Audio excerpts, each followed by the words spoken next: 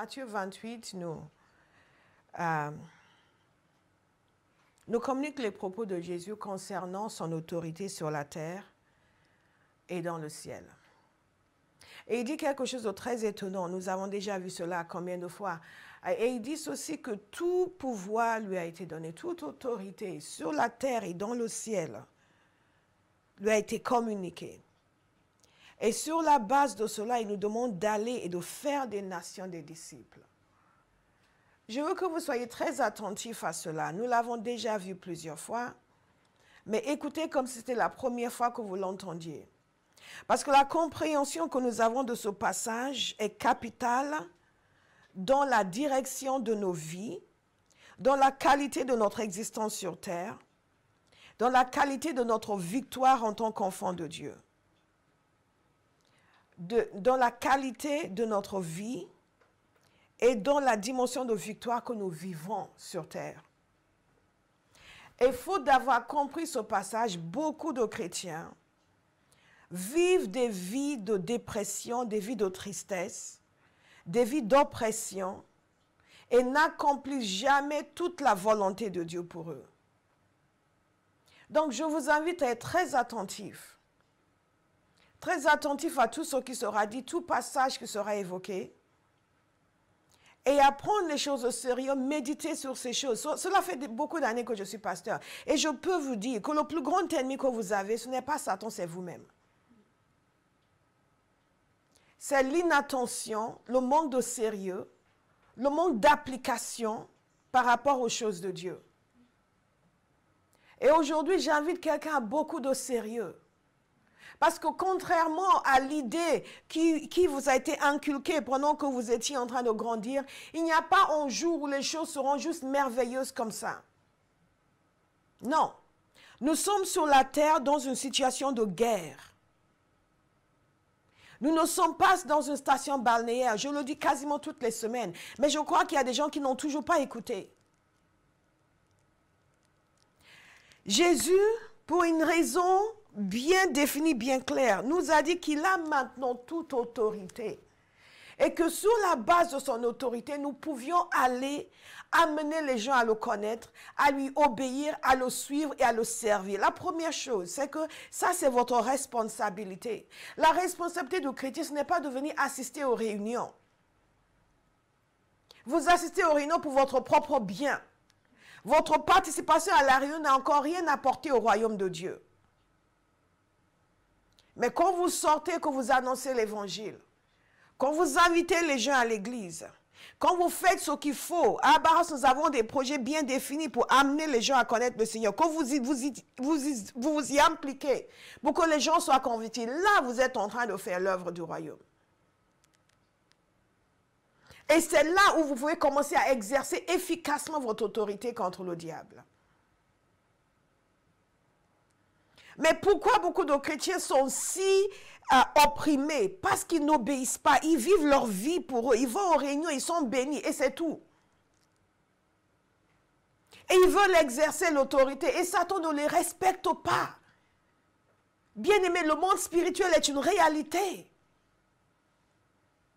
Et on sait qui est qui. Vous voulez vous faire respecter, commencez à respecter le Seigneur. Obéissez, faites ce qu'il vous demande de faire. Satan étant hors la loi, il sait qui respecte et qui ne respecte pas. Jésus a toute autorité. Il n'y a aucune raison pour qu'un enfant de Dieu subisse de façon incessante des assauts de l'ennemi. Si c'est votre cas, votre vie est anormale. Et allez vérifier, il y a quelque chose qui ne va pas. Et Dieu va vous parler aujourd'hui parce que ce sera réglé. Est-ce que Satan vient pour attaquer? Oui. Mais il y a des gens qui vivent en continu sous ses bottes. Et ça, c'est anormal. C'est anormal. Donc, il nous dit que toute autorité lui a été donnée. Et nous savons qu'il a payé en prix fort pour gagner cette autorité. Il a payé, on loue tribut, il a payé pour cela. Ce n'est pas juste, écoutez, allez quelque part. Ce n'est pas parce que nous n'avons pas payé pour cela que nous ne devons pas l'honorer. Il a payé pour. Mais quand nous ne l'honorons pas, nous voyons le résultat dans nos vies. Dieu cherche des guerriers et non des blessés de guerre. Et trop de chrétiens sont des blessés de guerre. Certains ne sont même pas dans la guerre, ils sont blessés quand même. Parce qu'ils n'ont pas fait ce que le Seigneur demande. Je crie ce matin à Dieu pour qu'il y ait un cœur obéissant à Abba House ce matin. Qu'il y ait un homme et une femme qui va écouter, qui va commencer à appliquer dans sa vie. Pour qu'on ne soit pas en train de chasser les mêmes démons année après année. Il y a un combat spirituel qui est réel. On peut savoir que le diable est là quelque part sans mesurer l'ampleur de la guerre sans merci qu'il livre à l'Église. Quand vous comprenez ce qu'il attend à la fin, et il le sait, lui il en est conscient. Et donc là il se dit non, on va tout casser. Vous avez vu ces gens qui ils vont voler dans une maison, ils ne se contentent pas juste de prendre les bijoux. Ils détruisent les meubles, ils détruisent des fenêtres. Vous vous dites, mais c'est quoi cette méchanceté? Ils tirent sur les gens, mais vous voulez prendre des bijoux, prenez les bijoux, allez-vous-en. Mais non, ça ne leur suffit pas, parce qu'ils veulent tout casser. Satan est comme ça, il veut tout casser. Et si nous ne prenons pas la mesure, la semaine dernière, nous avons vu comment la parole de Dieu le décrit. N'allons pas revenir sur ces choses. Mais je veux simplement souligner pour quelqu'un ce matin que nous sommes en guerre. Et que nous pouvons laisser l'ennemi passer par nous. Nous pouvons le laisser venir sur nous ou nous pouvons décider qu'il n'y a pas de place pour lui dans nos vies. Et que l'autorité de Dieu ne sera pas contestée.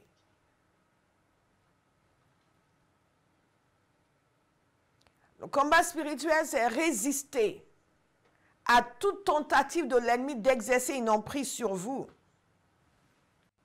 Résister, résister, résister, résister, lutter, vous tenir contre toute activité démoniaque qui vous concerne, qui concerne votre Église, qui concerne l'œuvre de Dieu. Résister, c'est ne pas être son agent, c'est ne pas être son porte-parole.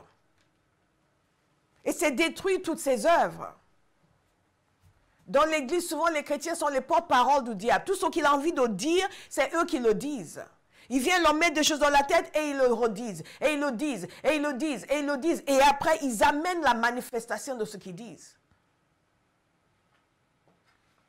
Quelle que soit la chose qui vous vient à l'esprit, si ce n'est pas ce que Dieu dit, vous n'avez pas à le dire.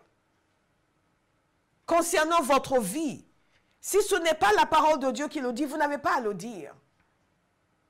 Beaucoup de gens sont neutralisés dans le combat spirituel parce qu'ils sont déjà en accord avec le diable. Ils partagent ses pensées.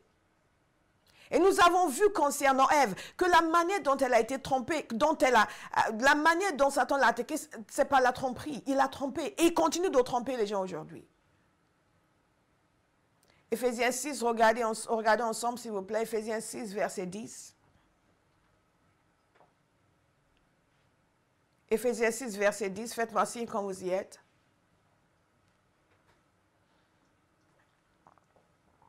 Éphésiens 6, verset 10.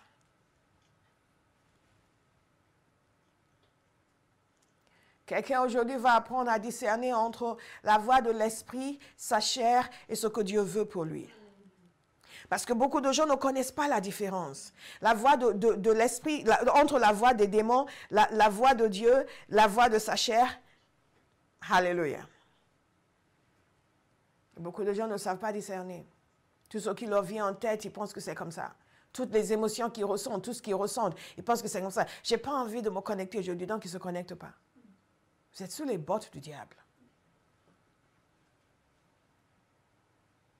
Quelqu'un va dire, c'est fini dans ma vie, c'est fini, c'est fini, c'est fini.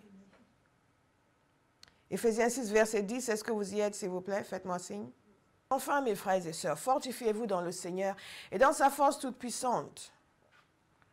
Revêtez-vous de toutes les armes de Dieu afin de pouvoir tenir ferme contre les manœuvres du diable. En effet, ce n'est pas contre l'homme que nous avons à lutter, mais contre les puissances, contre les autorités, contre les souverains de ce monde de ténèbres, contre les esprits du mal dans les lieux célestes.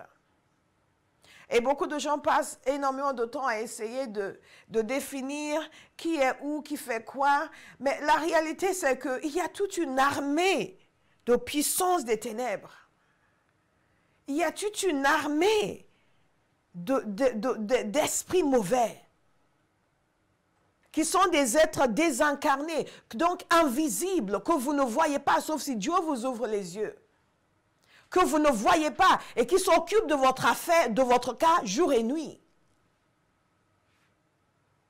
Et qui s'attaquent à l'œuvre de Dieu jour et nuit. Parce que eux, ils n'ont pas mieux à faire. Il n'y a que l'Église qui pense qu'ils ont mieux à faire. Il n'y a que les chrétiens qui pensent qu'ils ont mieux à faire que de se tenir ferme contre les manœuvres du diable. Il n'y a que les chrétiens qui pensent qu'ils ont mieux à faire que de servir le Seigneur et l'honorer. Ils vont gagner de l'argent. Ils vont se marier. Ils vont se marier avec quelqu'un hors de la volonté de Dieu. Parce que leur chair l'épouse et Satan aussi. Il sait que dès que tu épouses cette fille, ton ministère, c'est fini. Et au lieu d'écouter le Seigneur, ils courent dedans parce que oui, mais quand même, parce qu'ils ont autre chose à faire que d'honorer le Seigneur avec leur vie. Les esprits mauvais n'ont rien d'autre à faire que de vous détruire, que de vous casser, que de vous briser. Ils n'ont rien d'autre à faire. Et ils sont très en colère. Ils savent que leur fin est proche. Et ils sont méchants, il n'y a pas de bonté en eux. Et quand nous comprenons ce à quoi nous avons affaire, nous comprenons la nécessité de faire ce que la parole de Dieu nous dit, d'être sobre et d'être vigilant.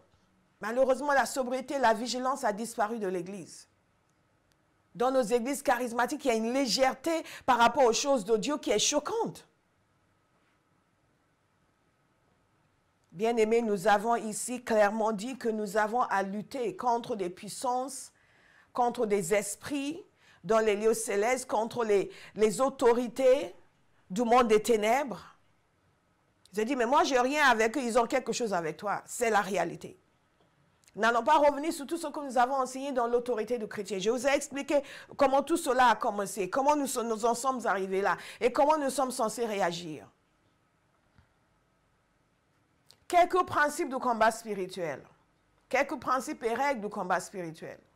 Ce ne sont pas des règles du genre, vous devez prendre telle position, vous devez dire tel mot, ou vous devez être assis ou debout. Ce n'est pas ça. Ce sont des règles de vie. Je veux que vous compreniez que le monde spirituel, je vous ai déjà dit, est un monde où on voit tout. C'est pour cela que les fils de Schéva ont essayé de chasser les démons et les démons leur ont dit, mais vous êtes qui? Jésus, oui. Pierre, Paul, oui, mais vous. Dans le monde spirituel, votre ranking est visible. On sait qui vous êtes. On sait comment vous êtes. On sait si vous êtes sérieux ou si vous n'êtes pas sérieux. Serviteur de Dieu donnait un témoignage dans un de ses bien-aimé il était en homme de prière, mais il était tellement fatigué par certains problèmes dans sa vie, il est allé consulter un sorcier. Et après l'avoir consulté, juste pour la sagesse, pas pour quoi que ce soit, juste s'il voyait quelque chose. Et à partir de là, Satan a commencé à apparaître dans sa chambre. Et il a voulu exercer l'autorité. Au nom de Jésus, va-t-on, le diable se moquer de lui. Quelle autorité? Il est venu me voir.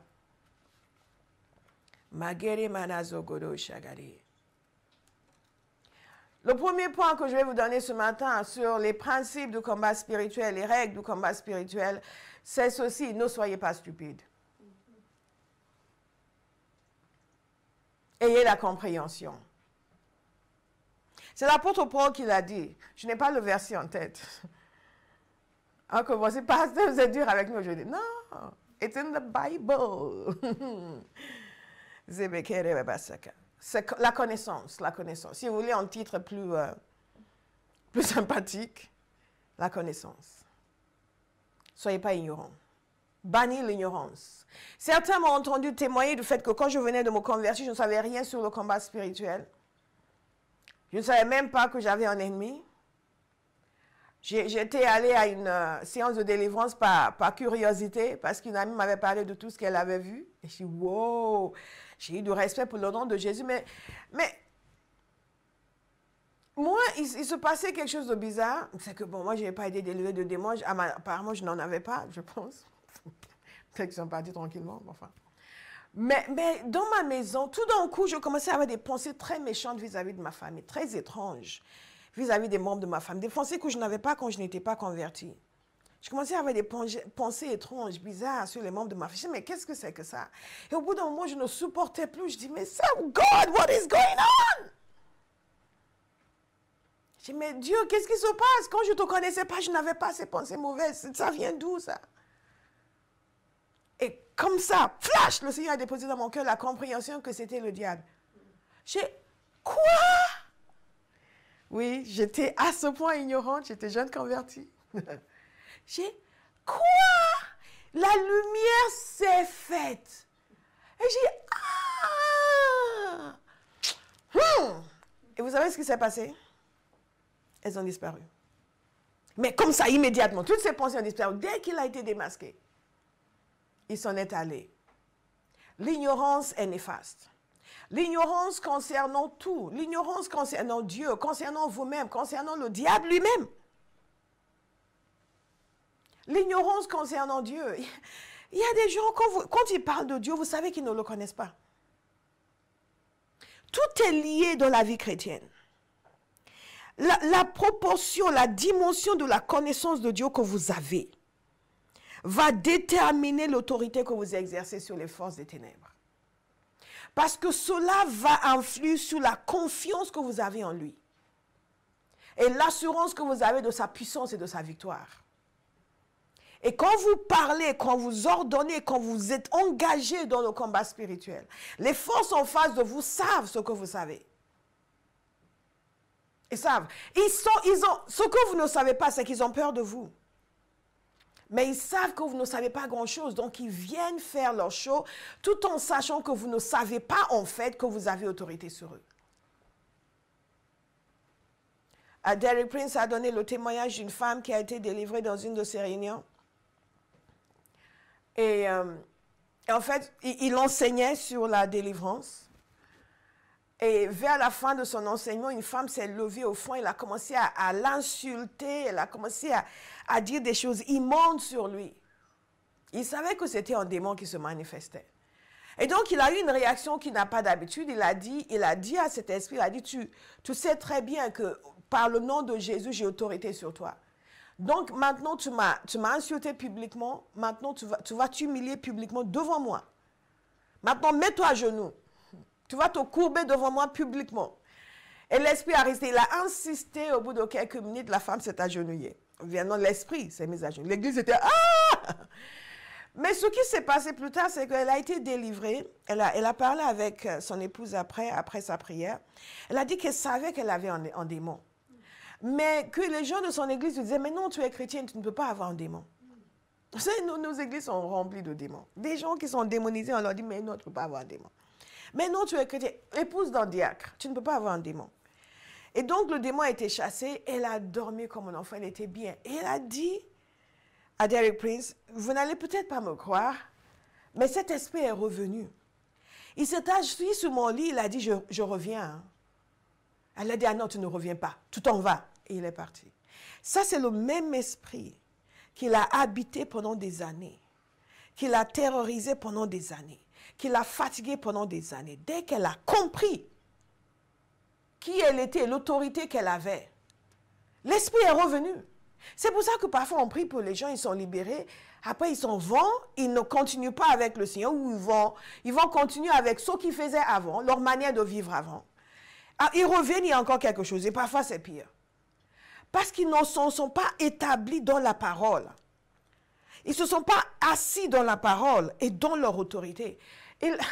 Cet esprit est revenu, on peut dire qu'il revenait. Elle l'a vu.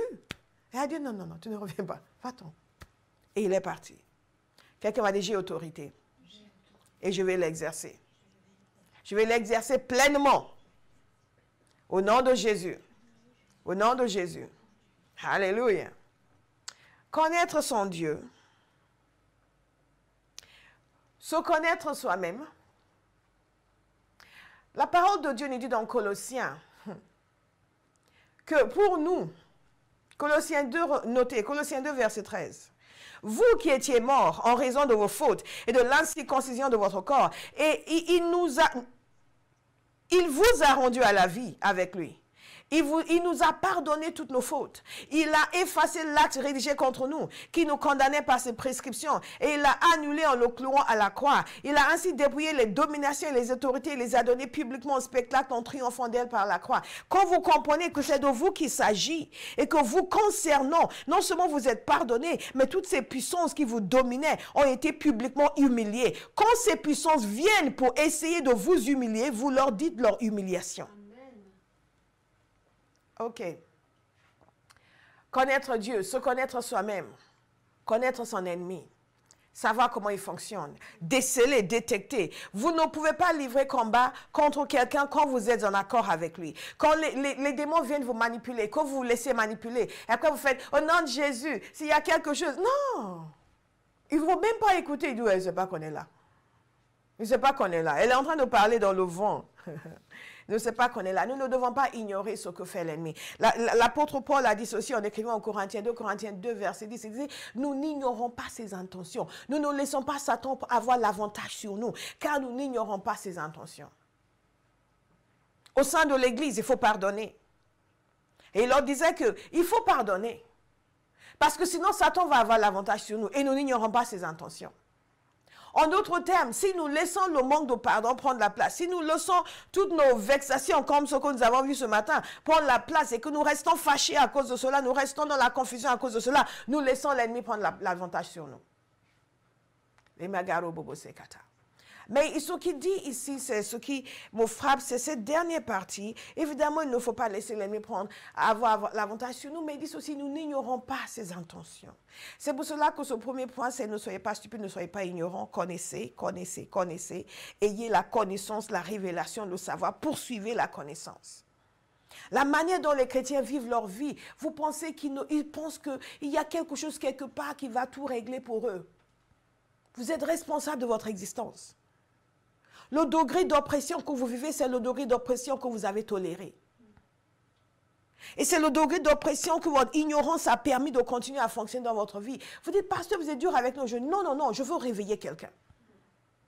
Parce que alors que l'ennemi avance, il harcèle, il opprime, il menace, il triomphe dans nos vies, nous sommes là en train de passer nos vies à faire des choses qui n'ont aucune importance. Notre temps, notre énergie, à regarder des feuilletons télévisés, alors que quand vous dormez la nuit, vous avez du mal à fermer les yeux. En pensant que quelque part, les choses vont s'arranger. Les choses ne s'arrangent pas d'elles-mêmes. Quelqu'un fait quelque chose pour les arranger. Vous êtes tourmenté par des mauvaises pensées, mais on ne vous voit jamais à la prière.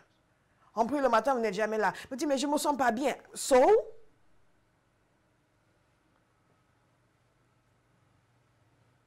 Nous n'ignorons pas ses intentions. C'est le tentateur. Vous êtes tenté. Vous dites, oui, mais oh, je sais que je ne suis pas censé le faire, mais oh, j'ai comme une envie. Hé! Tuez cette envie. Tuez cette envie tout de suite. Les choses qui ouvrent la porte à l'oppression dans nos vies, qui nous font vivre en continu sous l'oppression, sont des choses qui sont glorifiées par le monde.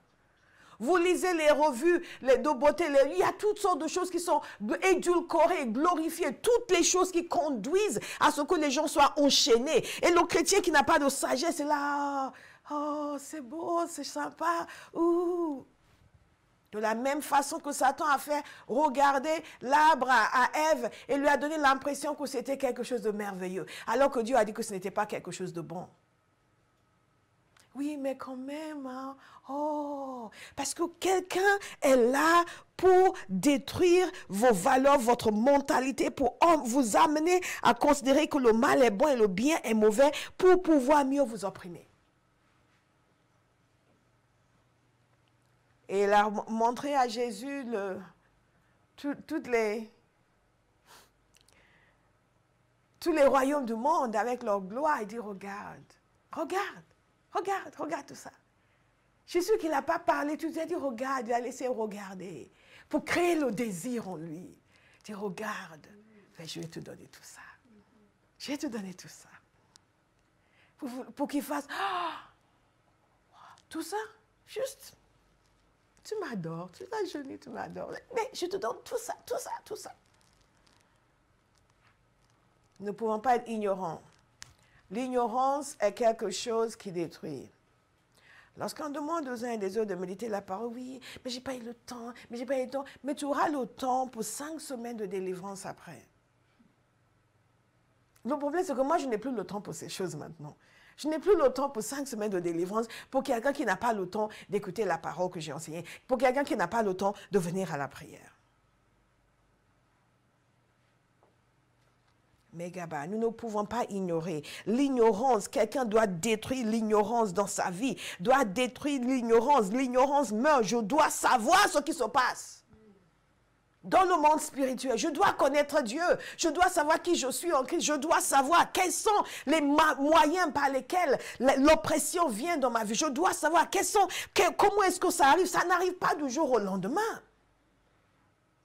Pas juste comme ça, j'étais bien, tout d'un coup, j'étais au fond, tout d'un coup, tous les esprits sont venus sur moi. Non, you did something. Vous avez fait quelque chose. Ou quelque chose vous a été proposé et vous avez accepté. Des idées ont été véhiculées, des pensées sont venues que vous avez acceptées. Là, ici, avec Jésus, il va essayer avec vous. Chaque individu, chaque être humain, chaque chrétien, à un moment donné, vous serez visité. La question est de savoir comment vous allez réagir. Est-ce que vous êtes conscient de ce qui se passe? L'ignorance. La première règle, c'est que vous ne pouvez pas être ignorant. Vous ne pouvez pas être ignorant de ce qui se passe.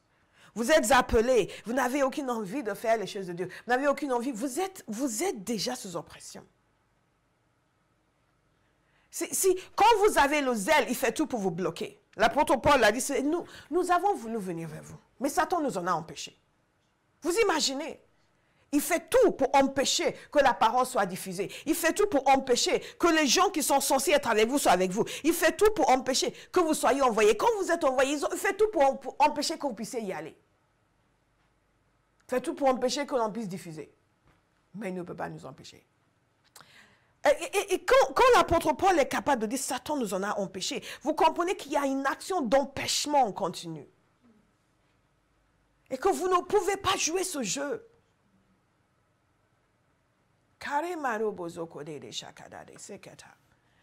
L'accusateur.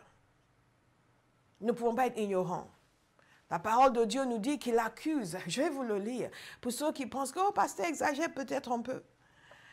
Apocalypse 12, 10 nous dit ceci. Puis j'entendis dans le ciel une voix forte qui disait, maintenant le salut est arrivé, ainsi que la puissance, le règne de notre Dieu et l'autorité de son Messie. En effet, il a été jeté dehors, l'accusateur de nos frères et sœurs, celui qui les accusait jour et nuit devant notre Dieu. Qui accuse jour et nuit. C'est pour cela que quand vous vous mettez à jouer le jeu de l'accusation, vous devenez le porte-parole du diable. Donc nous comprenons ce qui se passe. La deuxième chose, bien-aimés, la deuxième chose. Donc il y a la connaissance, il y a la mort de l'ignorance. Ah, Father, connaître Dieu, se connaître soi-même, connaître son ennemi, savoir comment il agit. J'aurais pu passer ma vie à être torturé par ses pensées. J'aurais pu complètement décrocher et retourner dans le monde et dire, mais je n'avais pas des pensées mauvaises comme ça avant de me convertir. Si la compréhension n'était pas venue. Yes, Lord. Amen. Thank you, Father. Le deuxième point, c'est ne laisser aucune place au diable. Ne laissez aucune place au diable. Ne laissez aucune place au diable. Bien sûr, l'ignorance est une place. Ne laissez aucune place au diable. Aucune. Éphésiens 4, verset 26.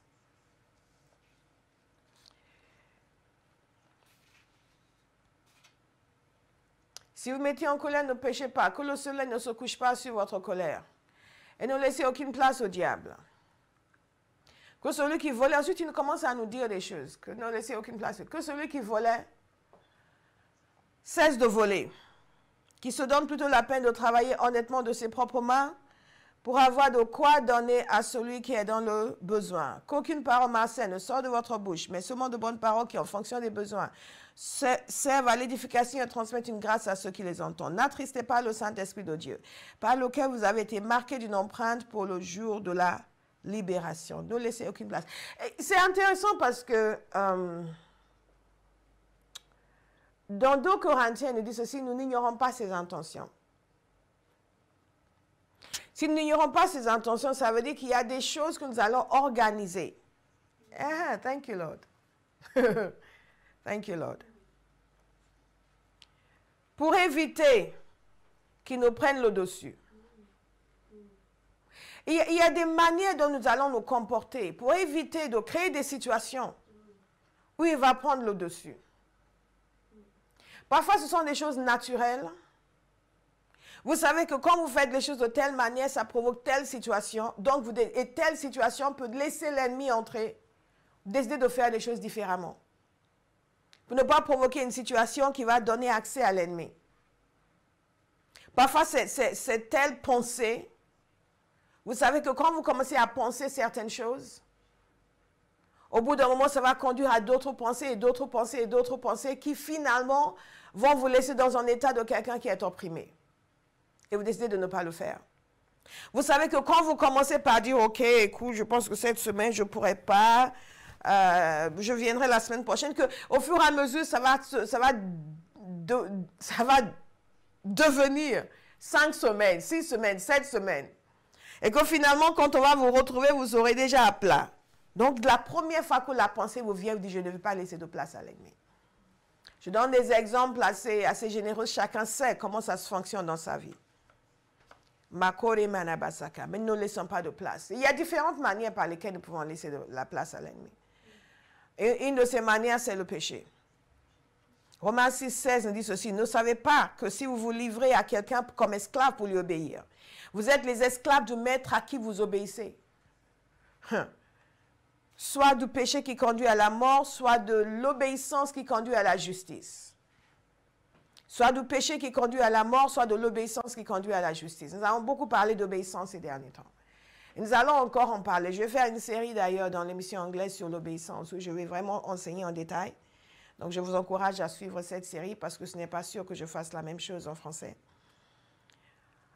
Parce que le Seigneur continue de parler d'obéissance. Il continue de parler d'obéissance. Et je bénis le Seigneur parce que quand il parle d'obéissance, ce n'est pas ce qu'il veut nous aider.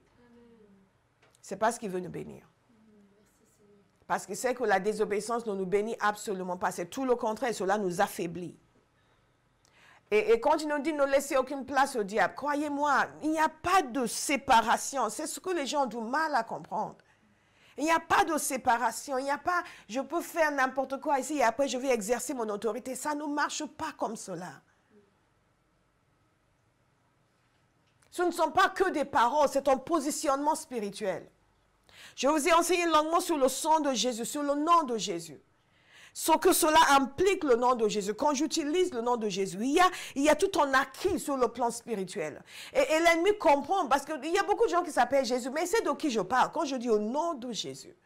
Et que moi-même, je sais de quoi je parle, il m'écoute et il obéit. Il y a un positionnement spirituel qui fait en sorte que votre autorité peut être exercée efficacement ou que votre autorité n'est respectée par personne. Donc, je ne laisse aucune place à l'ennemi. Et une des premières choses qui nuit à l'exercice de notre autorité, c'est le péché. Je peux vous assurer, si vous vivez dans le péché, n'essayez même pas. C'est une deuxième règle, les principes, et un deuxième principe du combat spirituel. Vous ne pouvez pas dire, je vais exercer mon autorité alors que vous vivez dans le péché.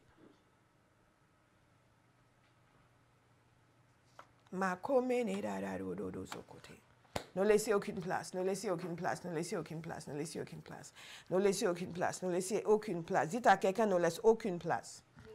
Je vais vous écouter pour être sûr que vous le dites. Dites à quelqu'un, ne laisse aucune place.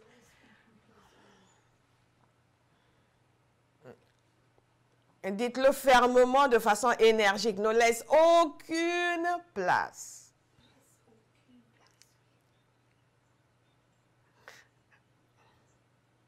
Aucune.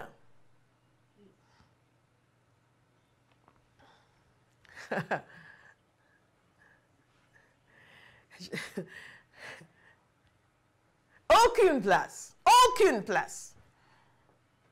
Je sais que vous aimeriez que je puisse vous dire, c'est pas grave, tu peux continuer à vivre ta vie, Satan doit te respecter quand même.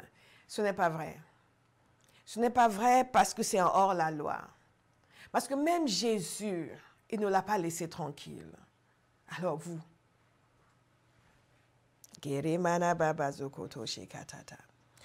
Romains 6, 16 nous dit ceci, ne savez-vous pas que si vous vous livrez à quelqu'un pour lui obéir, comme esclave pour lui obéir, vous êtes les esclaves du maître à qui vous obéissez. En d'autres termes, écoutez attentivement, quand les esprits viennent vous suggérer quelque chose et que vous acceptez, vous devenez leur esclave. Vous vous assujettissez à eux. Quand ils viennent vous dire, va faire ça, ou ne fais pas ça, ne fais pas ça. Oui, mais de quoi? Pourquoi? De quel droit on te dit ça? Fais comme ça plutôt, fais comme ça plutôt. Et vous savez que ce n'est pas la volonté de Dieu, mais vous le faites. Vous vous êtes constitué esclave. Il dit aussi, celui à qui vous obéissez. Vous êtes les esclaves du maître à qui vous obéissez. Soit du péché qui conduit à la mort, soit de l'obéissance qui conduit à la justice.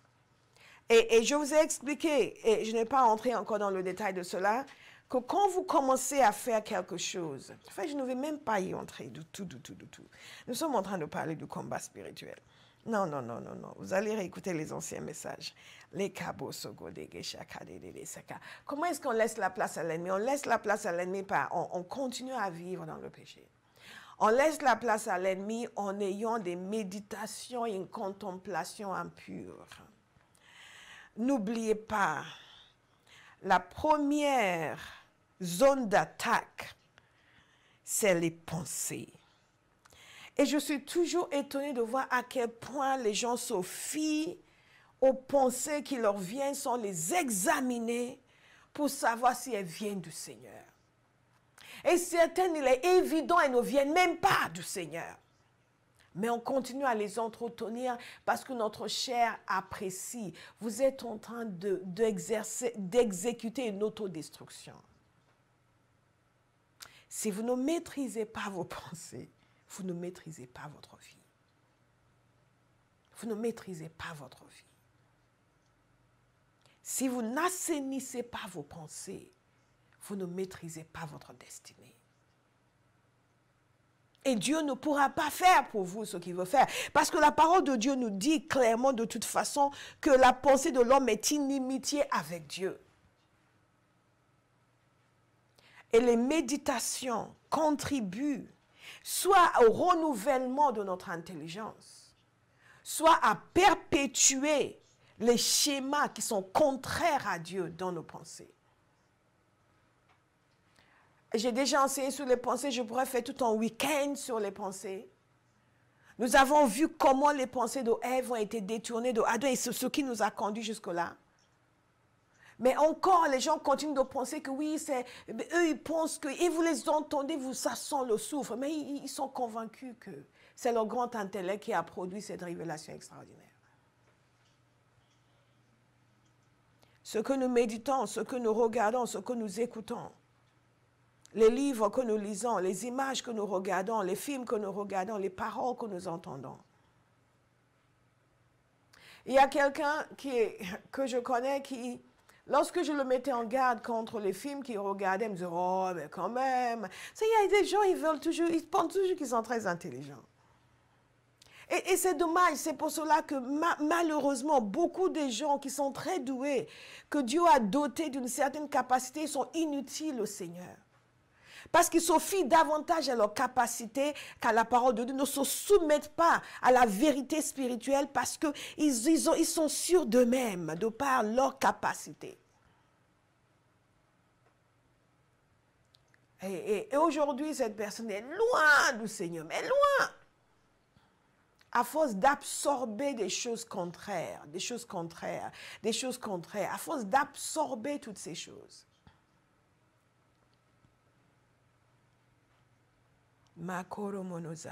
Certains sont loin, on peut prier et dire pourquoi il n'y a pas de changement. Il faut aller regarder. Qu'est-ce que tu regardes? Qu'est-ce que tu écoutes? Sur quoi est-ce que tu médites? Il y a des esprits qui sont communiqués par des lectures, des choses que vous lisez. Quand vous finissez de lire, vous vous sentez mal à l'aise. Il y a quelque chose en vous. Ne laissez aucune place au diable. La parole de Dieu nous fait comprendre clairement qu'il doit y avoir un changement dans notre manière de penser. Soyez transformés par le renouvellement de votre intelligence. Si Dieu lui-même nous fait comprendre que notre manière de penser ne lui convient pas, est-ce que nous devons décider de faire en sorte que maintenant ma pensée va honorer le Seigneur et je ne laisserai aucune place à l'ennemi? Comment est-ce qu'il attaque? Il n'attaque pas uniquement en déployant sa puissance contre nous, mais en venant nous persuader de penser, de croire et de faire des choses qui sont à milieu de ce que Dieu veut. Et quand il vous a convaincu de désobéir au Seigneur, après, toutes les portes lui sont ouvertes. La bagaza. Comment est-ce qu'on laisse la place à l'ennemi? Toute forme d'accord démoniaque. Parfois, vous dites les choses aux chrétiens et il sourit, il ricane presque à l'intérieur. Parce qu'ils pensent que qu'est-ce qu'elle dit? Qu'est-ce qu'elle dit? Ils n'osent pas juste vous dire c'est n'importe quoi, mais ils le pensent à l'intérieur. Et j'ai appris à regarder les gens comme ça, à ne rien dire. Parce que je sais que dans peu de temps, ils vont dire, pasteur, est-ce que vous pouvez prier pour moi? Bien-aimés, soyons sérieux. Ne laissons pas de porte ouverte. Tout accord démoniaque, toute consultation, comme cet homme qui était allé voir un sorcier, soit juste pour connaître l'avenir. Pas pour une préparation quelconque, juste pour avoir un discernement sur l'avenir. Quelle information est-ce que vous demandez aux ténèbres? Vous allez consulter les occultistes pour qu'ils vous disent votre avenir, pour qu'ils vous disent où est votre grand-père, pour entendre la voix de votre grand-père. Des alliances, des autels, des paroles que nous prononçons, des cartes, toutes ces choses qui sont dans le domaine de la connaissance. Et que nous les méditons et nous les contemplons, nous laissons une place ouverte à l'ennemi. Quel est le troisième principe et la troisième règle du combat spirituel? Vous devez être fort. Est-ce que chaque nouveau chrétien est fort? Non, mais une force qui correspond à là où vous êtes censé être. Moi, dans mon cas, j'étais nouvelle convertie, je n'étais pas particulièrement forte, mais la grâce de Dieu était sur moi parce que mon état de force correspondait à mon niveau dans la vie chrétienne.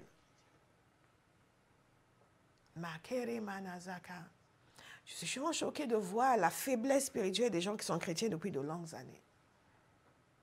Et c'est parce que nous ne nous sommes pas occupés de cette chose. Nous sommes occupés d'entendre des messages et de citer des versets, de prouver que nous en savons autant que le prédicateur. Mais nous ne sommes pas assez occupés de notre force à l'intérieur.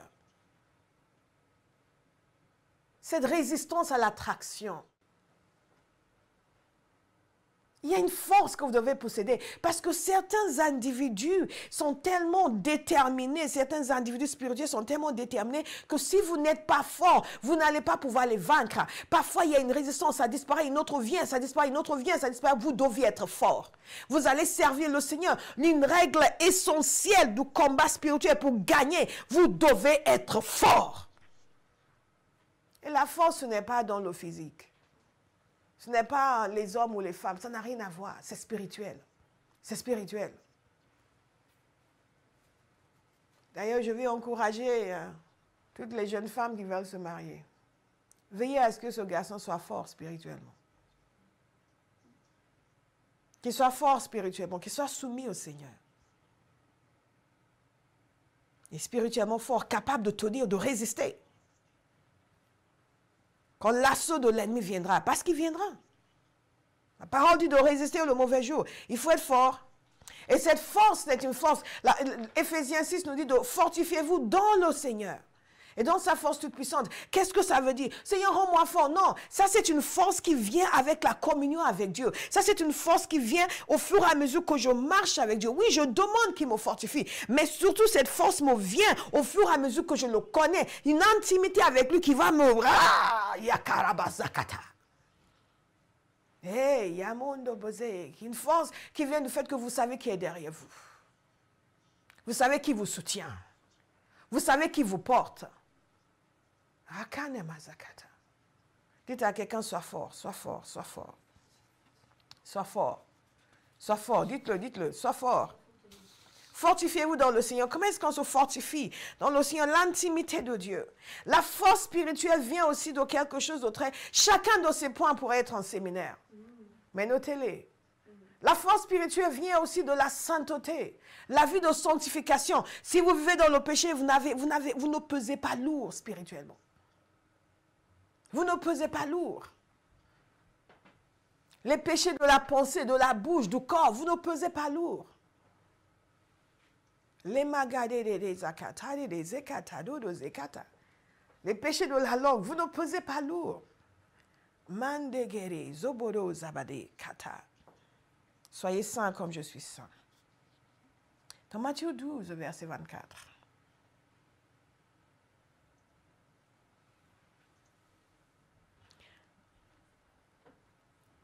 La force spirituelle vous permet, je vous ai dit d'où ça vient,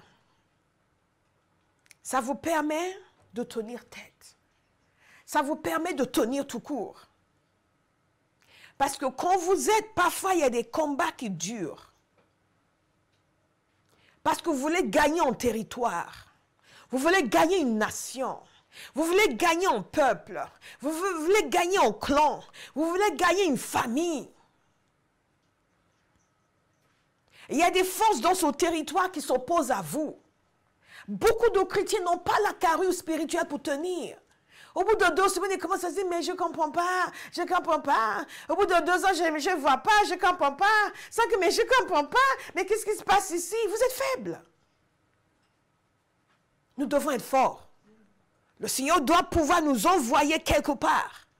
Et nous restons là. Et nous tenons tête à toutes les oppositions. Nous restons fermes. Nous continuons à proclamer la parole de Dieu. Nous continuons à décréter ce que Dieu a déclaré. Nous nous opposons à tout ce qui s'oppose à nous. Et nous tenons fermes jusqu'à ce que la percée vienne. Ah oui, mais bon, ça fait 10 ans quand même. Hein. Ça fait... Ah! Get serious. Nous ne sommes pas à la plage, bien-aimés. La vie est une chose sérieuse. Les territoires, c'est sérieux. Les nations, c'est sérieux.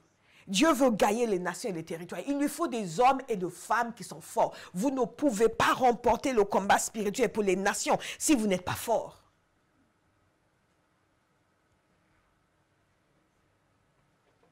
Si vous n'êtes pas fort. Et Dieu lui-même va vous mettre dans des situations où on va voir ce qui est en vous.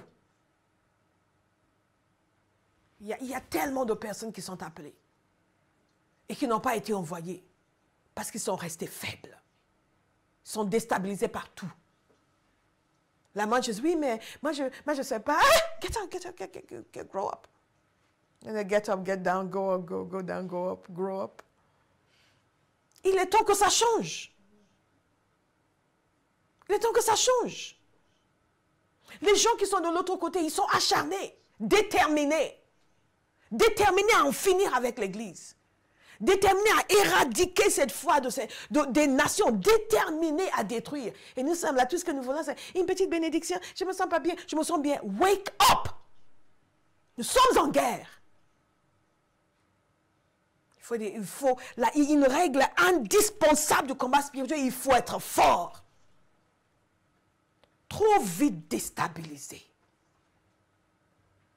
Trop vite déstabilisé. Parce qu'au lieu de nous fortifier, nous sommes en train de manger, de dormir, de regarder des choses bizarres, de lire des choses bizarres, de papoter, de faire des commérages, la médisance, au lieu de nous fortifier et laisser Dieu nous bâtir pour qu'il puisse trouver en nous des gens qui sont capables d'affronter n'importe quelle situation et rester fermes jusqu'à ce que la victoire se manifeste. Nous, c'est, oui, mais je ne sais pas, hein, moi je ne comprends pas. God is a good God. Il y a des saisons dans votre vie où Dieu va vous mettre dans une situation où il est en train de vous travailler. Et l'ennemi va venir vous dire, mais ta vie n'avance pas. Mais toi, il va envoyer vos amis pour vous dire, mais ta vie, dites-leur, allez-vous-en. Allez-vous-en. Si vous n'êtes pas fort, vous n'allez pas rester là où Dieu vous a mis. Vous allez laisser les démons vous sortir de votre destinée. Et vos amis qui ne sont pas spirituels. Oui, mais quand même, tu sais, moi, je n'avais pas tout ce que tu avais. Moi, je suis déjà, reste dans ta vie, moi, je reste dans la mienne. Mais ne sois pas un porte-parole des ténèbres dans ma vie.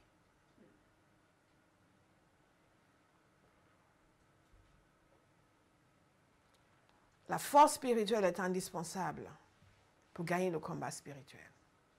Non seulement parce que certains esprits sont têtus, de toute façon ils sont tous rebelles, parce que certains voudront vous tester pour voir si vraiment vous savez que vous avez autorité. Mais aussi parce que lorsque vous êtes en train de travailler sur le plan territorial, c'est une autre affaire. C'est une autre affaire. Ce n'est pas juste la question de « je ne me sens pas bien aujourd'hui ». Beaucoup de chrétiens sont encore à ce niveau-là. Mais Dieu a peur des gens qui vont se lever pour gagner des territoires, qui vont savoir livrer combat pour des territoires, qui vont savoir aller dans des endroits et prier jusqu'à ce que quelque chose change et rester là jusqu'à ce que les choses bougent. Mais la majorité des chrétiens, ils sont tellement faibles. Oui, mais je ne sais pas, hein. Mais qu'est-ce qui se passe ici? Mais je ne comprends pas. Mais ça fait 2 ans qu'on prie. Et alors? Ça fait 2 ans que tu essaies de maigrir. Puis tu continues d'essayer. Hein? Dans certains cas, ça fait 10 ans. Tu n'as pas arrêté? OK. Nous restons à notre poste, fidèles, jusqu'à ce que l'Éternel dise quelque chose d'autre.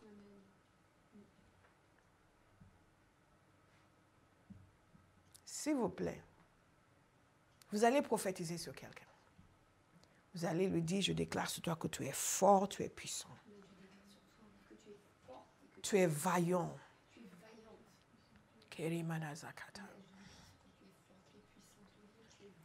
Déclarez-le, déclarez-le, déclarez-le. Tu es fort, tu es puissant, tu es vaillant.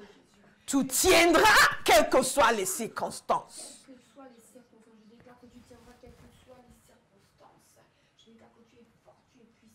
Karemana bobozo koto.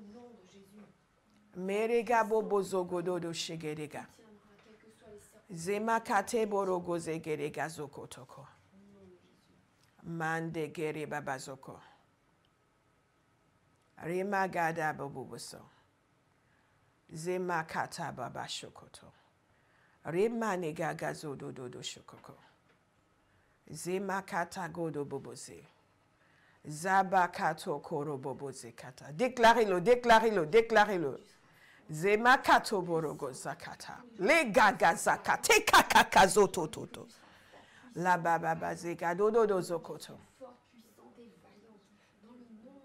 Dieu est en train de chercher des hommes et des femmes qui vont prendre des territoires et des nations et qui ne vont pas s'arrêter parce que ça ne s'est pas fait la première année, la deuxième année, la troisième année, la cinquième année. Mais je ne comprends pas qu'elle... Non, non, tiens ferme. And fight. Fight. Makemara baba zokoto shekata. Mazekeri baba zokoto gode shekata. Quand vous comprenez l'éternité, 20 ans, c'est rien.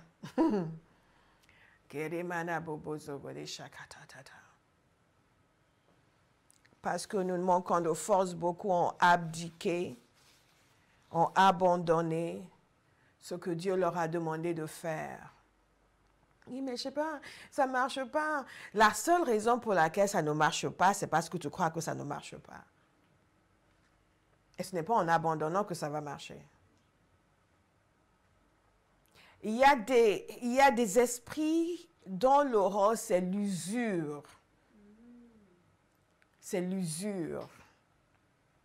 Vous allez vous déclarer résistant à l'usure.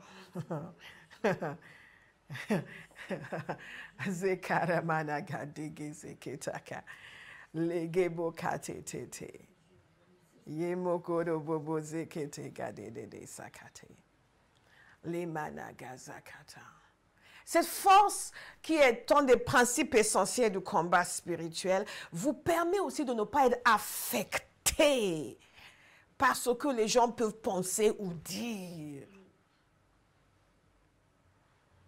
Matthieu 12, 24, lorsque les pharisiens entendirent cela, ils dirent, cet homme ne chasse les démons que par Belzébub, le prince des démons. Et là, il parlait de Jésus. Comme Jésus connaissait leurs pensées, il leur dit, tout royaume confronté à des luttes internes est dévasté. Et aucune ville ou famille confrontée à des luttes internes ne peut subsister. Si Satan chasse Satan, il lutte contre lui-même. Comment donc son royaume subsistera-t-il? Vous avez remarqué que Jésus n'était pas émotionnellement affecté par leurs bêtises. Parce que moi, le démon, comment ça?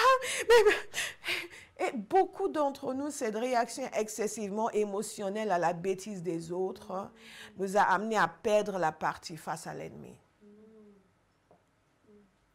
Que dans ses attaques contre vous, dans ses attaques contre l'Église, il va employer l'ignorance de certains individus. Il va employer leur langue pour venir vous dire, ou même certains qui sont, ce n'est même pas simplement de l'ignorance, c'est vraiment l'antagonisme. Il va employer leur antagonisme contre vous. Et si vous ne maîtrisez pas vos émotions, vous risquez de perdre la partie. Imaginez que Jésus était fâché. Moi et déprimé. On m'accuse d'eux, on me traite d'eux. Voilà ce qu'on dit sur moi. Combien de fois j'ai entendu cela? Et les gens qui étaient bien partis dans les choses de Dieu ont cédé à ce genre d'attaque et ont perdu la partie. Ce ne sera plus votre témoignage. Quatrième principe essentiel du combat spirituel, c'est la résistance dans la foi. La résistance dans la foi. Je ne dis pas que résistance, mais dans la foi. Parce que nous résistons dans la foi. Pas nous résistons parce qu'on dit qu'il faut chasser. Donc, au nom de Jésus, je t'en donne. Au nom de Jésus, je t'en donne. Je t'en donne, je t'en donne. Vous voyez, les chrétiens exercer l'autorité. Vous, ce n'est pas ça, exercer l'autorité. Dans la foi, bien-aimés, dans la foi. Vous ne comprenez pas comment quelque chose qui est invisible, une puissance qui est invisible peut s'en aller comme ça. Comment est-ce que vous allez savoir? Oui, mais comment est-ce que ça? Ne vous inquiétez pas de ça. Dieu sait. Il vous dit simplement de résister. Ferme dans la foi. Résistez-lui, nous dit Pierre. Ferme dans la foi. Ce qui veut dire ceci. Alors que je le dis, vous allez le dire pour quelqu'un. Vous allez dire ceci. Soumets-toi à Dieu. Soumets-toi à Dieu. Crois dans ta victoire. Crois dans ta victoire.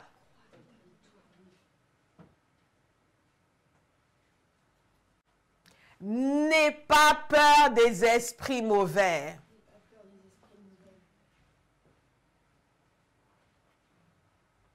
Ordonne qu'ils arrêtent leurs activités.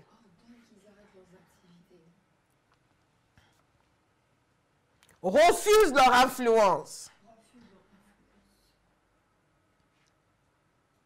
Ordonne qu'ils sortent des gens. Alléluia.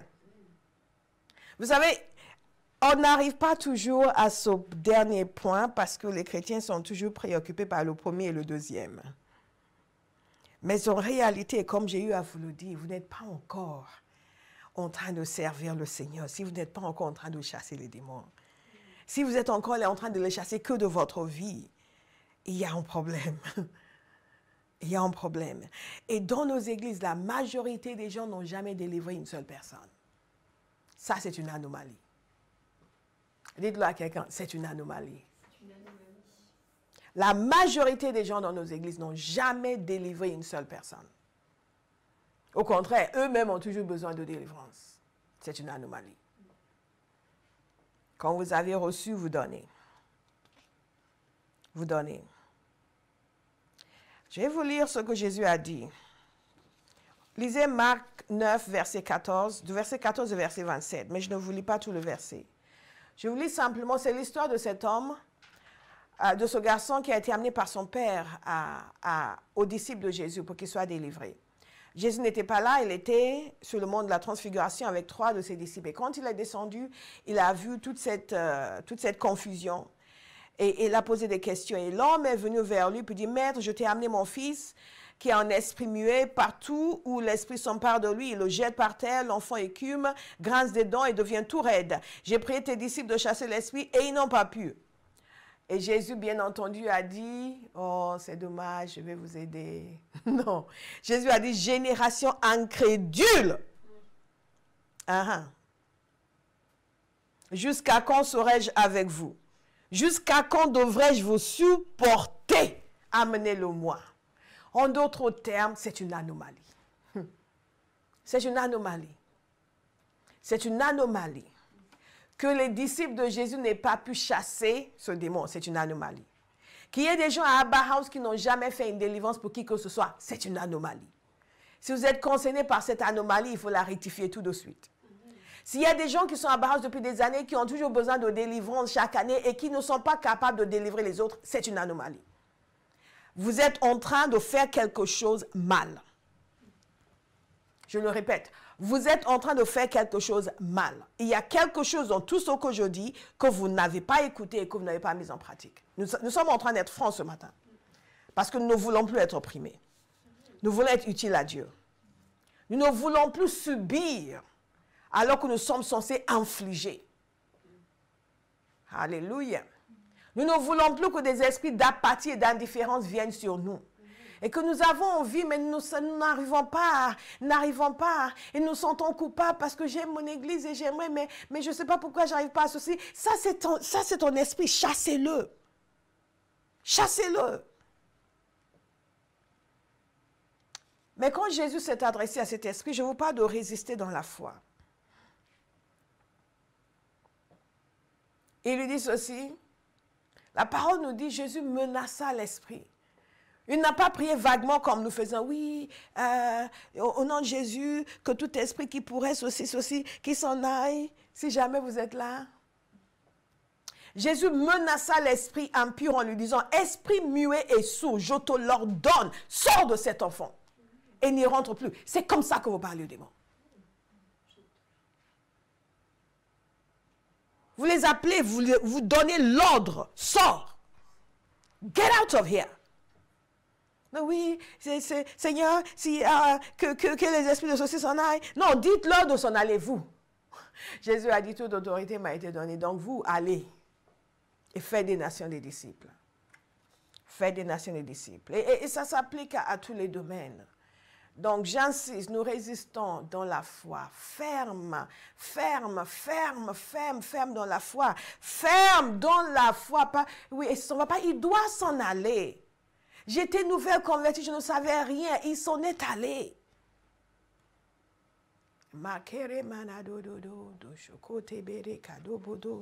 Et un cinquième point qui est très important dans ces principes de combat spirituel, les règles de combat spirituel. Nous voulons livrer combat spirituel sans nous exposer, sans faire des choses qui nous rendent nous-mêmes vulnérables. Alléluia. Et s'en abstenir, c'est la plus grande source de vulnérabilité. Il y a des gens qui pensent, oui, mais je ne vais juste pas m'impliquer dans ça. Vous comprenez, pasteur? Non, il y a des choses, moi je peux faire vraiment, moi je vis ma vie. Non, ça ne marche pas comme ça. S'en abstenir, c'est la plus grande source de vulnérabilité. Parce que là, vous rendez les armes. Vous dites, je suis trop faible. Je ne peux rien. Zamakata. Marcher dans l'unité. Notez s'il vous plaît. Jésus nous a envoyés pour faire des nations des disciples. Et dans ce contexte, nous sommes censés utiliser notre autorité pour amener les nations à le connaître et pour agir contre tous ceux qui résistent à la prédication de l'Évangile. Cette fille à Philippe, par exemple, ça c'est un exemple, une démonstration, cette fille à Philippe qui suivait Paul et qui parlait, et Paul était dérangé dans son esprit. Parce qu'en dépit du fait qu'elle disait des choses qui étaient vraies, entre guillemets, l'esprit derrière n'était pas bon. Et donc nuisait alors à ce qu'ils étaient en train de faire. Et Paul a exercé son autorité pour la faire taire et pour chasser cet esprit. Il y aura des situations comme cela. Il y aura d'autres situations. Nous avons vu longuement la semaine dernière comment l'ennemi attaque l'Église. Une fois, je suis allée au Brésil. Certains connaissent cette histoire, mais peut-être pas de cette optique-ci.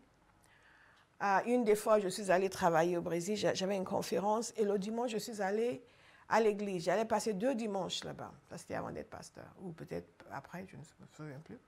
Je devais passer 2 dimanches là-bas. Donc, le premier dimanche, je suis allée dans une église que j'ai trouvé, je ne sais plus comment. Et c'était bien, il y avait beaucoup de monde, c'est sympa, mais il y avait comme une... ce n'était pas vivant. Et ce n'est pas juste les chants, ils avaient des chants vivants, mais il y avait quelque chose. Il y avait comme un esprit de lourdeur. Et donc, on m'avait parlé d'une autre église et je voulais aller dans cette autre église le dimanche suivant. Et j'ai commencé à discuter avec quelqu'un à la fin du culte. Je lui ai dit qui j'étais, ce que je faisais. Et je lui ai dit, est-ce qu'il connaissait telle église que je serai là-bas la semaine suivante? Il dit, oui, vous allez aimer, vous allez aimer. Je dis, bon, pourquoi? En fait, le pasteur de l'autre église est le cousin du pasteur de l'église où j'étais ce jour-là. Et il m'expliquait que j'allais aimer, et je ne savais pas pourquoi. Vous allez aimer, vous allez aimer. Et effectivement, dès que j'ai mis les pieds dans cette église, j'ai aimé. L'atmosphère, la présence de Dieu. Autant dans l'autre, il y avait une lourdeur, manifestement des mauvais esprits qui agissaient dans cette église. Autant dans celle-ci, c'était dégagé. Dégagé. Spirituellement, c'était dégagé. Et c'est important pour nous de comprendre. Il y a beaucoup d'églises où il y a beaucoup de monde, mais il y a une lourdeur. Et les esprits, ils arrivent quand même à rester tranquilles. Leur attaque, ce n'est pas pour que les gens ne viennent pas. Leur attaque, c'est qu'ils soient là, qu'ils ne soient pas là, ils vont rester spirituellement atones. La différence était nette entre les deux églises. L'une qui était dégagée spirituellement et vivante et l'autre qui était... C'est des chrétiens, pentecôtistes aussi, chantaient les mêmes chants. Mais ce n'était pas la même chose. L'atmosphère n'était pas pareille. Du tout. Il y a une dimension spirituelle dans ces choses que nous devons saisir. Et si en tant qu'Église, nous voulons avancer dans tout ce que Dieu nous a demandé de faire, nous devons être prêts à livrer combat. Mais dans l'unité. Dans l'unité. Et beaucoup d'églises spirituellement sont oppressées. Pourquoi? Parce qu'il n'y a pas d'unité. Et vous avez un groupe d'intercesseurs ici qui prie pour l'église, un autre groupe qui prie pour l'église, et chacun disant des choses différentes. Chacun disant que oui, le problème c'est ça, au nom de Jésus. L'autre, le problème c'est ça, au nom de Jésus. Et ou même des gens qui ne sont pas invités à discerner, qui discernent ce qui ne les regarde pas. Et donc chacun a son mot, chacun a sa parole. Et le résultat, c'est la confusion et l'oppression s'intensifie. L'unité est capitale. La parole de Dieu nous dit que nous sommes un seul corps. L'unité, quand une église veut être puissante spirituellement, l'unité est capitale. Pour lutter, parce qu'il y a une vraie différence dans l'esprit. Nous pensons uniquement au nombre de personnes qui sont présentes. Satan n'a rien à cirer du nombre de personnes qui sont présentes. Ce qui l'intéresse, c'est la puissance de l'église. C'est la capacité spirituelle. Et s'il s'agit sur le nombre, c'est pour empêcher que les gens soient convertis, c'est pour empêcher les sorts, mais ce qui l'intéresse surtout, c'est la capacité spirituelle d'un endroit, d'une église. Que les gens viennent, qu'ils sont délivrés, ils sont changés, leurs vies sont transformées. Mais s'ils y vont et que rien ne se passe, ça ne nous dérange pas du tout et qu'ils continuent à y aller. Nous devons avoir l'unité spirituelle. L'unité, la parole de Dieu dans 1 Corinthiens 12. Le corps forme un tout, mais a pourtant plusieurs organes. Et tous les organes du corps, malgré leur grand nombre, ne forment qu'un seul corps. Il en va de même pour Christ. Nous sommes variés, nous sommes différents, mais nous ne formons qu'un seul corps. Un seul. Un seul abat, nous ne formons qu'un seul corps. Et l'unité doit être un principe fondamental pour nous. Sinon, la puissance de Dieu ne va pas se manifester dans sa plénitude. Et parfois, les gens, l'ennemi a tellement semé la zizanie, les gens sont... Il y a 36 000 combats au sein de l'église, 36 000 conflits entre les gens. Histoire par-ci, histoire par-là, histoire par-là. Satan n'a même plus besoin réellement de se déployer. Les chrétiens font le travail pour lui. Après, on a dit, oui, au nom de Jésus, on va se lever. Rien, aucune puissance.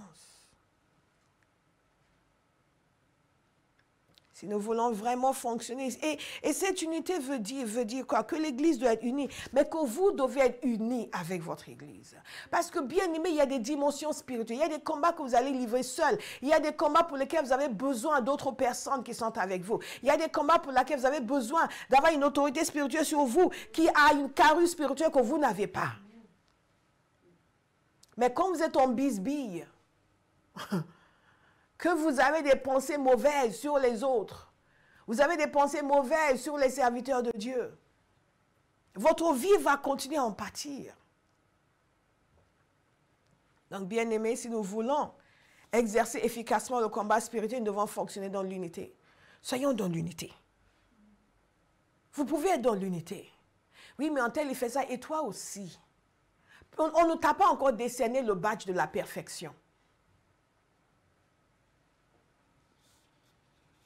Mais je ne sais pas, moi je suis à Bahas, et nous on trouve aussi que toi. Oui, mais maman, moi j'aime bien, mais bon, c'est bien. Ah, personne n'a eu plus de problèmes avec Béa que moi.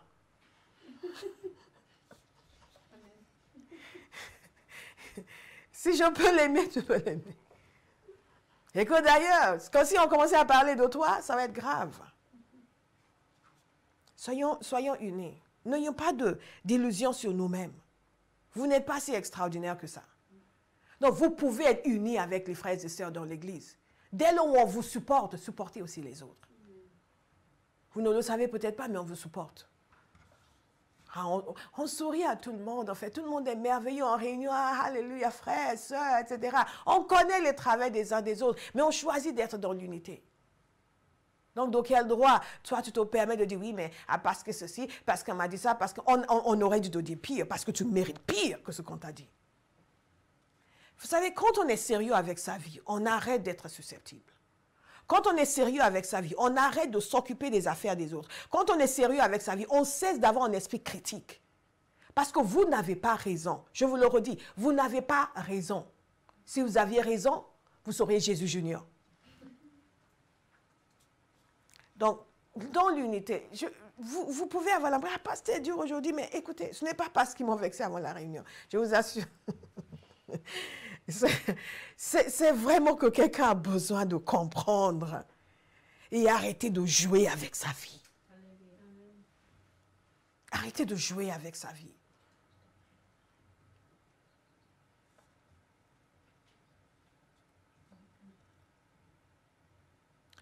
Et les gens qui codent la discorde, ils vont dire, oui, mais on doit quand même avoir notre mot à dire. Va dire ton mot dans ta maison. Personne ne te dérange là-bas. Et depuis où, donne-nous le certificat qui t'a été discerné, partout où tu as eu ton mot à dire, que ton mot a contribué à leur progrès. Si tu nous donnes ce certificat, on va te laisser dire ce que tu as envie de dire. Bien-aimés, nous devons être sérieux avec nos vies. Et nous devons être lucides aussi sur nous-mêmes. Le fait que Dieu nous a aimés, nous a sauvés, ne veut pas dire que nous sommes extraordinaires. Nous pouvons marcher dans l'unité. Nous pouvons aimer les autres, même s'ils sont différents de nous. Nous pouvons marcher dans l'unité. Nous pouvons nous pardonner mutuellement. Nous pouvons aussi nous taire quand les choses ne nous concernent pas. Année après année, après année, après année, après année. Vous voyez des gens dans le même état. Et parfois, ça s'empire. J'ai vu quelqu'un une fois pointer du nez en serviteur de Dieu, l'insulter. J'ai dit, hey, he's in trouble. Des années après, il cherchait quelqu'un pour le délivrer. Nous n'avons pas, Dieu ne nous a pas établis juges. Il y a tous ces gens qui veulent toujours évaluer les autres et donner leurs avis. Vous êtes qui? Vous êtes qui? Et après, donnent leur avis aux uns et aux autres dans l'église. Et après, c'est la pagaille, il n'y a plus d'unité. Maintenant, on veut délivrer les gens, il n'y a plus de puissance dans l'église. On veut libérer, il n'y a plus de puissance. Aïe! Non, non, non, non, non. Non, non, non, non, non, non. Non, non, non. Non. Non, non, non, vous n'êtes pas autorisé du tout. Vous n'êtes pas autorisé du tout. Non, vous n'êtes pas autorisé du tout. Vous n'êtes pas autorisé du tout. Nous avons mieux à faire. Nous avons des nations à gagner. Nous avons des territoires à gagner. Nous ne pouvons pas nous attarder sur vos idées à vous, sur votre opinion à vous. Non, non, non, non, non, non, non. Nous avons mieux à faire. Et nous sacrifions tous quelque chose pour que la maison de Dieu soit forte et solide. Nous sacrifions tous quelque chose. Donc certains vont sacrifier leurs opinions. Certains vont sacrifier leur travail. Certains vont sacrifier leur argent. Certains vont sacrifier des choses qu'ils ont droit d'avoir dans leur vie. Mais ils sacrifient pour le Seigneur. Si quelqu'un maintenant me dit, ouais, moi je ne peux pas, donc, alors va-t-on. Parce que chacun doit sacrifier quelque chose. Si on doit toujours se faire plaisir, faire comme on veut, on n'a pas de place dans l'église. Et c'est ça qu'il y a si peu d'unité dans nos églises. Chacun veut affirmer ses prérogatives. Non, nous sommes morts en Christ. Nous sommes morts. Cette chair doit mourir. Nous ne comprenons plus ce que c'est que de faire des sacrifices.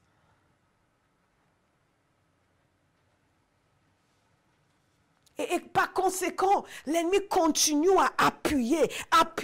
Il trouve des relais en nous. Il continue d'appuyer. Il trouve accès à nos vies. Parce qu'il sait que dès qu'il met le doigt sur ça, on va se laisser faire.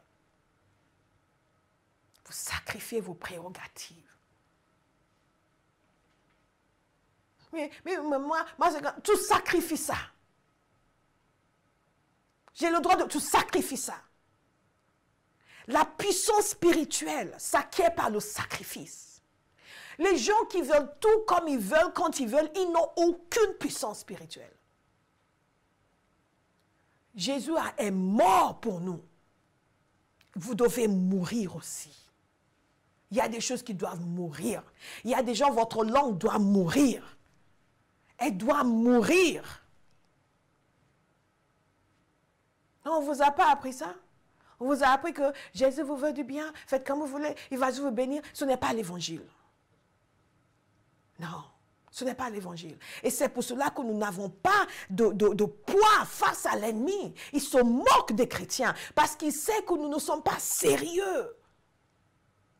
Nous ne sommes pas sauvés pour faire comme nous voulons. Nous sommes sauvés pour faire comme lui veut. Il y a certains tourments, vous devez y réagir. Mais crois ça encore dans ma vie? Père, non. Occupe-toi de mon cas, s'il te plaît. Je coupe ce que je dois couper. J'arrête ce que je dois arrêter. Je détruis ce que je dois détruire. Non, l'église n'est pas l'endroit où chacun va assouvir ses désirs, ses passions, dire ce qu'il a envie de dire, faire ce qu'il a envie de faire. Non, non, non, non, non. Ce n'est pas le désordre ici. Nous sommes une armée. Une armée est disciplinée, une armée est respectueuse, une armée est soumise à l'autorité. Sinon, elle souffre. Après, ça fait des blessés de guerre. Non, ça ne correspond pas à la pensée du 21e siècle, surtout ici en Europe. Oui, j'ai le droit de faire comme... Mais tu as le droit aussi d'être torturé pendant des années. Et de ne pas faire la volonté de Dieu, de ne pas avancer dans la paix de Dieu pour ta vie. Il y a des règles. Nous nous y soumettons. Et c'est pour notre bien. Chaque acte de désobéissance est un affaiblissement. Un affaiblissement. Un affaiblissement. L'unité et la prière dans l'unité. La prière dans l'unité. Il y a des endroits où le combat spirituel semble malmener l'Église, malmener les serviteurs de Dieu. Parce qu'il y a des gens dans l'Église qui prient pour le serviteur, qui fasse ceci, qui fasse cela, que personne ne s'aventure à le faire vis-à-vis de moi. Vous allez m'entendre. Parce que je prie contre tous les gens qui prient contre la volonté de Dieu dans ma vie. Aïe, aïe, aïe, non. Je l'ai vécu. Et je sais à quel point c'est terrifiant quand les chrétiens prient mal sur le serviteur de Dieu.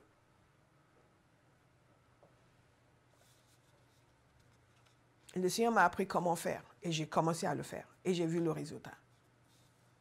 Nous sommes sérieux. Personne n'est ici pour faire votre volonté. Nous sommes une église. Nous ne prions pas votre volonté. Nous prions la volonté du Père. C'est comme ça que nous sommes puissants. C'est comme ça que nous sommes victorieux. C'est comme ça qu'on peut se tenir ici et décréter la guérison sur quelqu'un qui est à Perpignan et la personne est guérie tout de suite. Il y a un prix à payer pour la puissance spirituelle. Il y a un prix à payer pour gagner le combat qui est contre l'église dans notre génération. Et les églises, j'ai vu des églises fortes, apparemment nombreuses, et aujourd'hui, rien. Et on veut nous amener à faire des compromis pour grandir. Never. Never. Pour ensuite, dans 5 ans, revenir à la case départ.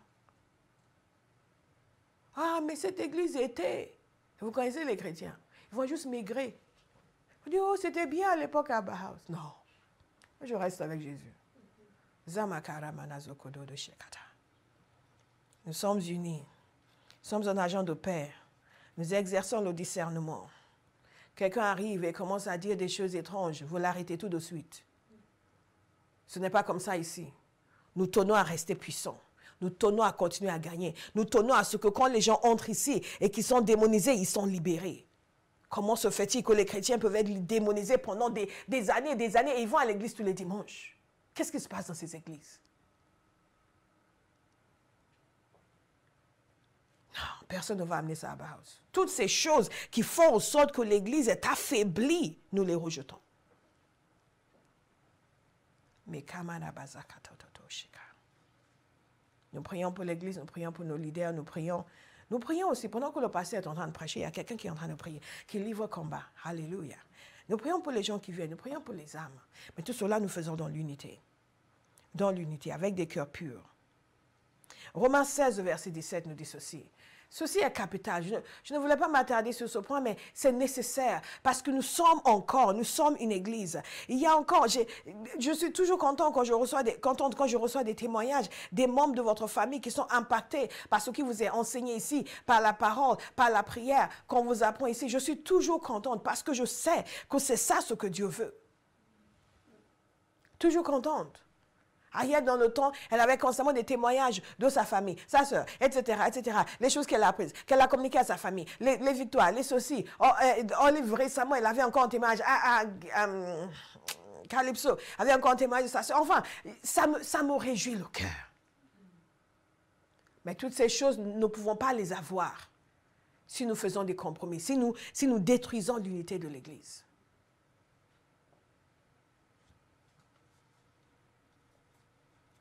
Romains 16, verset 17 nous dit ceci. Je vous en supplie, frères et sœurs, méfiez-vous de ceux qui provoquent des divisions et font trébucher les autres en s'opposant à l'enseignement que vous avez reçu. Éloignez-vous d'eux, car de tels hommes ne servent pas Christ notre Seigneur, mais leur propre ventre.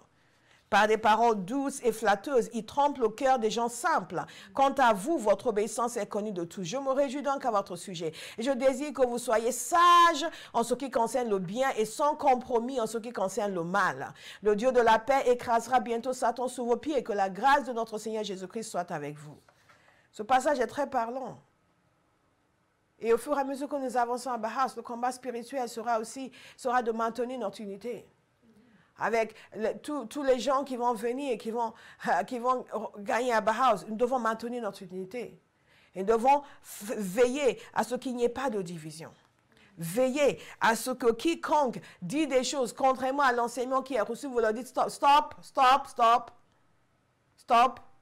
Tu n'aimes pas notre enseignement ici, va ailleurs. Ce n'est pas la peine de rester là et causer des divisions. La parole dit de nous méfier de ceux-là, de nous éloigner d'eux, parce que c'est leur ventre qui servent par le Seigneur. Nous avons l'exemple dans la parole de Dieu, que nous devons être, sages en ce qui concerne le bien et sans compromis en ce qui concerne le mal. Bien-aimés, ces principes de combat spirituel doivent nous habiter. Le temps est passé, donc je pense que nous allons nous arrêter là, mais j'ai encore quelques principes à vous donner. Ça, je vous les donne mercredi, ça, je vous les donne dans un livre. Mais je vous encourage vivement parce que nous avançons ensemble. Dans le contexte de combat spirituel, c'est essentiellement le combat de l'avancement de l'Évangile. Et ce qui se passe avec l'Église locale est capital dans cela. Si l'Église locale est faible et qu'elle n'est pas en mesure de résister à l'ennemi et que les gens qui y sont démonisés, ne sont pas en mesure de résister à l'ennemi, ils ne seront pas en mesure de délivrer qui que ce soit non plus. Satan continue de sévir. Mais il y a des facteurs qui luttent contre la force de l'Église et nous devons y résister, nous devons les arrêter net.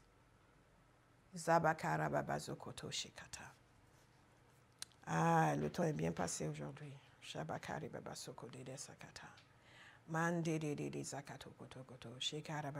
Je veux que nous puissions prendre quelques instants pour prier. Donc, il y a des choses que nous faisons qui nous permettent de gagner le combat spirituel. C'est toute notre vie qui est en jeu. Ce sont nos choix qui sont en jeu.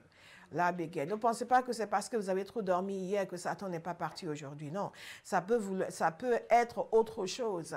Regardez ces principes que je vous ai donnés, ces règles. Méditez-les. Demandez-vous dans quelle mesure est-ce que vous les appliquez dans votre vie. Et priez. Saint-Esprit, je suis décidée. Je suis décidée à les appliquer dans ma vie parce que je ne veux plus subir les assauts de l'ennemi. Je veux marcher victorieusement. Je veux triompher. Je veux être puissant et fort. Je veux gagner des âmes. Je ne veux pas être sur mon cas, sur ma vie, toute ma vie. Je veux pouvoir sortir, faire la volonté de Dieu. Je ne veux pas être soumis à un esprit d'indifférence et d'apathie qui me lie les mains alors que je vois tout ce qu'il y a à faire et que j'ai envie de faire, mais je n'arrive pas. Quelqu'un doit détruire cet esprit. Je n'arrive pas. Vous y arrivez. Vous allez lutter, vous allez y arriver. Je sens une colère à l'intérieur de moi. Pour dire, ça suffit quand même. Ça suffit. Ça suffit. Ça suffit. Megazabaka shakata. Zemana kazodo dodo shekada da kasakato.